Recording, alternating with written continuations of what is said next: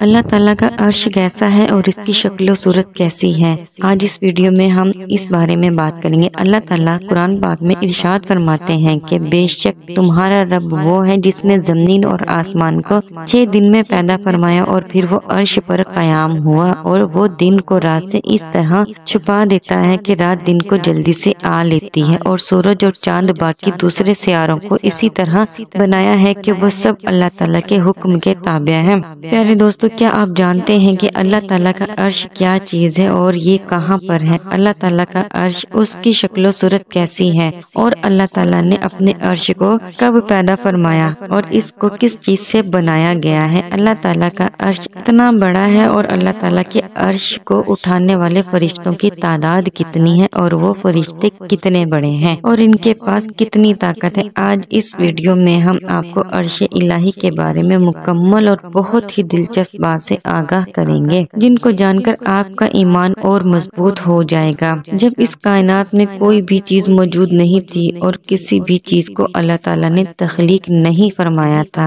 اس وقت صرف اور صرف اللہ تعالیٰ کی ذات واحد موجود تھی، تو اللہ تعالیٰ نے اس ذات کے بعد سب سے پہلے جس کو تخلیق فرمایا وہ اللہ تعالیٰ کے پیارے حبیب حضرت محمد مصطفیٰ صلی اللہ علیہ وآلہ وسلم کی ہستی تھی۔ اللہ تعالیٰ نے سب سے پہلے اپنے نور میں سے اپنے پیارے حبیب حضرت محمد مصطفیٰ کے نور کو تخلیق فرمایا، اور اس کے بعد کل کائنات کو بنایا گیا۔ اسی طرح اللہ تعالیٰ نے سب سے پہلے اپنے حبیب محمد مصطفیٰ کے نور کو پیدا فرمانے کے بعد جس چیز کو بنایا وہ اللہ تعالیٰ کا عرش ہے۔ جس طرح اللہ تعالیٰ کے واحد لا شریک ہونے پر اللہ تعالیٰ کے انبیاء کرام پر اور فرشتوں پر ایمان لانا ضروری ہے، اسی طرح اللہ تعالیٰ کے عرش پر بھی ایمان لانا بے حد ضروری ہے۔ اس پر ایمان لائے بغیر کسی بھی مسلمان کا ایمان مکمل نہیں ہو سکتا۔ تو اللہ تعالیٰ نے قرآن پاک میں اپنے عرش کا ذکر 25 مرتبہ ارشاد فرمایا ہے، اور اللہ تعالیٰ کی پیدا کردہ مخلوق میں سب سے بڑی مخلوق اللہ تعالیٰ کا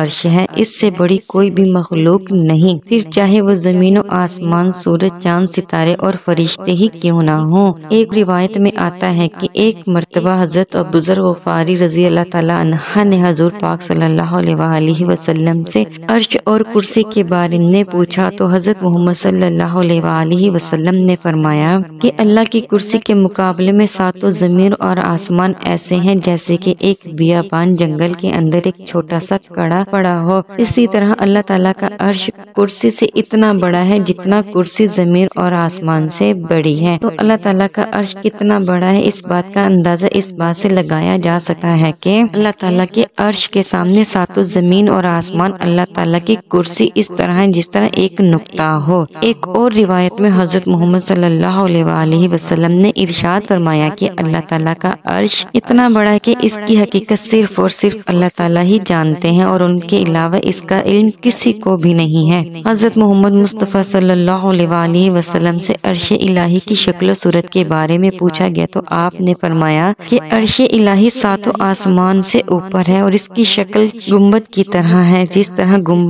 طرح گنبد نے اپنے نیچے والی تمام چیزوں کو گھیرا ہوا ہے، اسی طرح اللہ تعالیٰ کے عرش نے بھی تمام کائنات کو گھیرا ہوا ہے۔ عرش الہی سے کوئی بھی چیز باہر نہیں۔ حضرت ابن عمر رضی اللہ تعالیٰ عنہ بیان فرماتے ہیں کہ اللہ تعالیٰ نے 4 چیزوں کو اپنے ہاتھوں سے پیدا فرمایا، جن میں سے ایک اللہ تعالیٰ کا عرش، اور دوسرا اللہ تعالیٰ کا قلم، اور تیسرا حضرت آدم علیہ السلام، اور چوتھا جنت عدن۔ اسی طرح چاروں چیزوں کو یہ فضیلت حاصل ہے کہ اللہ پاک نے ان کو اپنے ہاتھوں سے بنایا، اور باقی تمام چیزوں کو اللہ تعالیٰ نے لفظ کن سے پیدا فرمایا۔ اللہ تعالیٰ نے حکم فرمایا کن یعنی ہو جا، تو تمام کائنات پیدا ہو گئی۔ اللہ تعالیٰ قرآن پاک میں ارشاد فرماتے ہیں کہ اس زمین میں جو کچھ ہے وہ فنا ہونے والا ہے، اور باقی رہنے والی ذات صرف اور صرف اللہ تعالیٰ کی ہے۔ اس کائنات میں جو کچھ بھی ہے وہ ایک نہ ایک دن فنا ہوگا، اور ہر چیز کو فنا ہونا ہی ہے، لیکن 8 چیزیں ایسی ہیں جو کبھی فنا نہیں ہوں گی، جن میں سے ایک اللہ تعالیٰ کا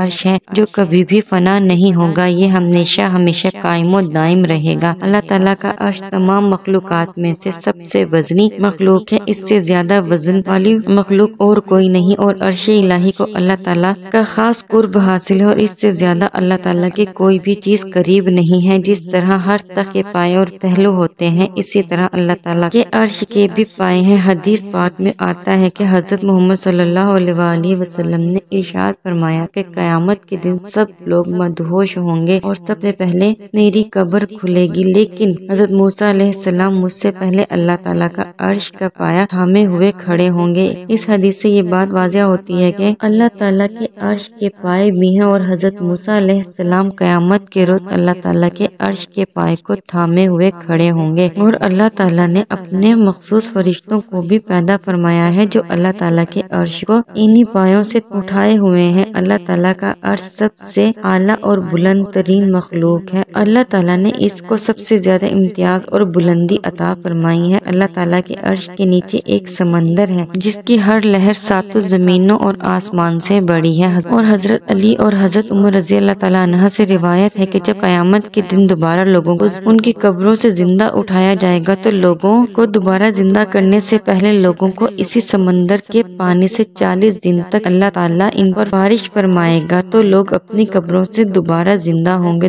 اللہ تعالیٰ کی جنتوں میں سب سے افضل جنت جنت الفردوس ہے، اور اس جنت کی چھت اللہ تعالیٰ نے اپنے عرش کی چھت کو بنایا ہے، اور جنت الفردوس اللہ تعالیٰ کے سب سے پیارے لوگوں کو حاصل ہوگی۔ اسی لیے اللہ کے حبیب حضرت محمد صلی اللہ علیہ وسلم نے فرمایا، جب بھی تم اپنے لیے اللہ سے جنت مانگو تو جنت الفردوس مانگو، کیونکہ یہ سب سے افضل جنت ہے، اور اس جنت کی چھت رحمان کا عرش ہے، اور اللہ تعالیٰ کا عرش سرخ یاقوت سے بنا ہوا ہے، اور اس کی شکل و صورت انتہائی خوبصورت ہے، اور یہ اللہ تعالیٰ کی سب سے خوبصورت مخلوق ہے، اور اللہ تعالیٰ کے عرش کو اٹھانے والے فرشتے اتنے بڑے ہیں کہ اگر ساتوں سمندروں کا پانی ان کے انگوٹھے کے ناخن میں رکھ دیا جائے تو ایک قطرہ بھی نیچے نہ گرے، اور جیسا کہ ان فرشتوں کے متعلق حضرت محمد صلی اللہ علیہ وسلم نے ارشاد فرمایا کہ اللہ تعالیٰ کے عرش کو اٹھانے والے فرشتوں میں سے ایک فرشتہ ایسا ہے کہ اس کی کان کی لو سے کندھے تک کا فاصلہ 700 سال کا ہے۔ اس حدیث سے یہ اندازہ لگایا جا سکتا ہے کہ جب فرشتے کی کان کی لو سے کندھے تک کا فاصلہ اتنا زیادہ ہے تو یہ فرشتہ خود کتنا بڑا ہوگا، اور فرشتہ اتنا بڑا ہے تو اللہ تعالیٰ کا عرش کتنا بڑا ہوگا۔ اللہ تعالیٰ کی ذات وہ ذات ہے جو سب سے بالا تر ہے۔ جب اللہ تعالیٰ کا عرش اتنا بڑا ہے تو خود اللہ تعالیٰ کی ذات کتنی بڑی ہوگی یہ تو خود اللہ تعالیٰ ہی جانتا ہے۔